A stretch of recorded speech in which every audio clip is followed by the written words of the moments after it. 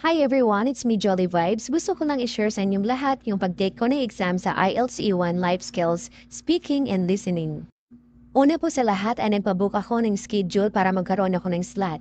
Kumuha ng attorney yung partner ko para siya ang mag-asikaso para sa exam ko. Nag-send lang ako ng mga valid IDs ko, isa na yung passport. September 8, 2023, ipinag-book ako ni attorney ng exam. Pinapili niya ako kung anong date ang gusto ko, October 6, November 10, and December 1. Pero ang pinili ko ay October 6. So meron po akong 3 weeks para makapag-self-review, pero actually 2 weeks lang akong nakapag-review dahil isa akong full-time mom at tuwing gabi lang ako nagre-review. Ang ginawa ko po ay nag-research ako about IELTS E1 para naman magka-ideya ako. Nanunood ako ng mga experience ng iba tapos nakita ko sa YT ang isang IELTS teacher na si Miss Angelina.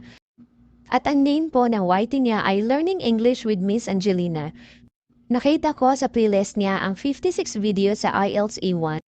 At yun po ang pinanood kong video mula number 1 hanggang sa ika-56 na video.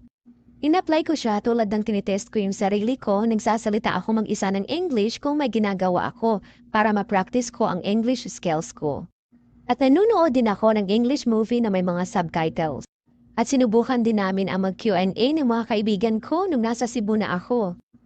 At naghanap din ako ng mga sample test ng listening skills. Yung tatanungin ka ng interviewer base na narinig mong pinakinggan na video recording na may British accent. At medyo mahirap yung British accent lalo na kung hindi mo i-familiarize yung mga binibigkas nilang salita kaya kailangan natin magsaliksik. Pero hindi mo kailangan mag-worry dahil after mong mag-book sa exam, meron silang ibibigay na mga sample video recording at pati na rin mga sample questions at mga reminders. Super dami kong natutunan sa YT ni Miss Angelina kaya hinikayat ko kayo na kung magkitik kayo ng exam IELTS E1, isa na si Miss Angelina na makakatulong. At isa na rin si Kat from Speaking Academy at ang YT niya ay English Speaking Success.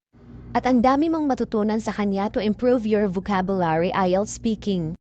Pero kay Miss Angelina ako nag-focus dahil IELTS E1 ang ititake kong exam.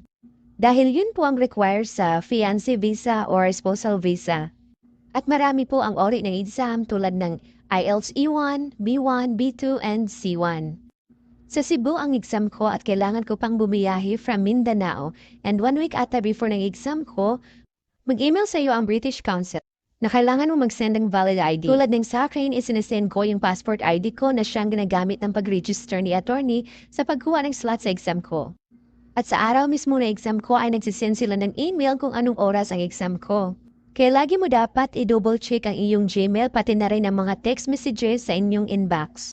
Super kabado ako guys nung papunta na ako sa CPILEs. Na kung saan ay doon ako magtitake. Pero nang nasa loob na ako sa waiting area, may mga ilan akong nakilala na magtitake din.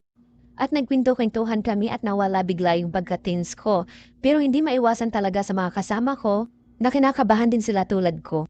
At pumasok na kami sa mismong IELTS office at doon sinalubong kami ng staff at English yung pakikipag-communicate sa amin.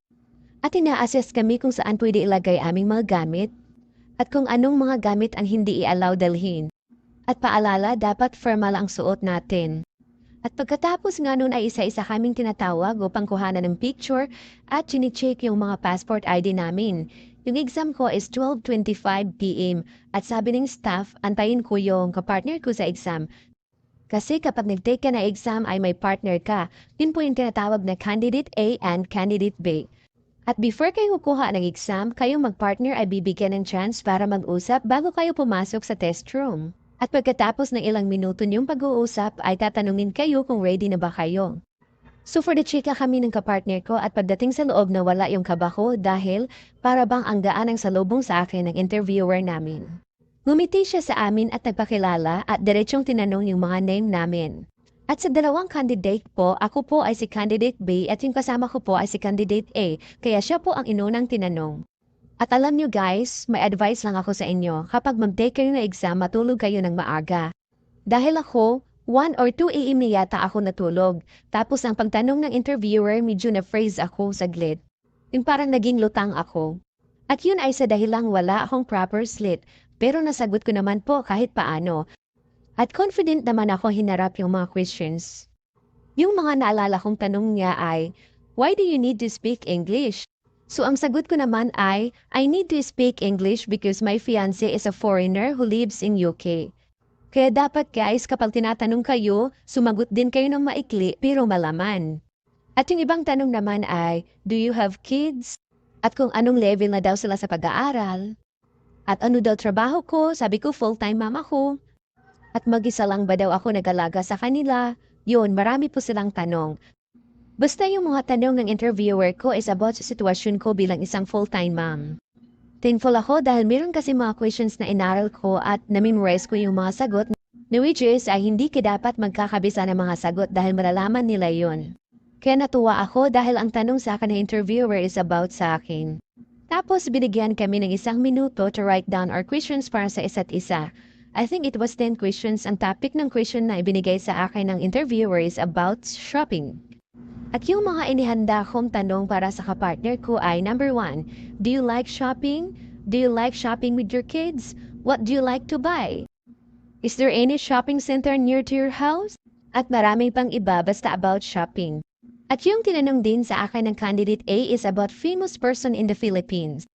And tips ko lang din sa inyo, for example, nagtanong ka tapos hindi siya makasagot, pwede mong i-next ang questions dahil kung mag-aantay ka, pwedeng dalawa kayong bumagsak. So dapat tuloy-tuloy yung questions mo.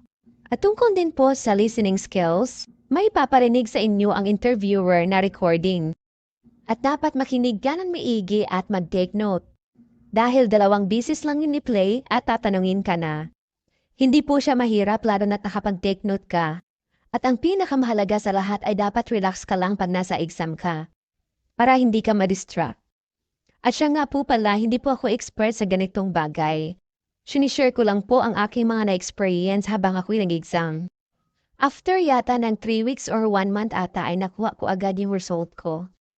At sa awa po ng Diyos, ako po ay nakapasa. At ang may papayo ko lang po sa kukuha ng exam ng IELTS E1 para sa fiancé visa nila, mag-self-review po kayo para prepared kayo pagdating ng exam. At hanggang dito lang po muna ang aking video. See you on my next vlog. Babush!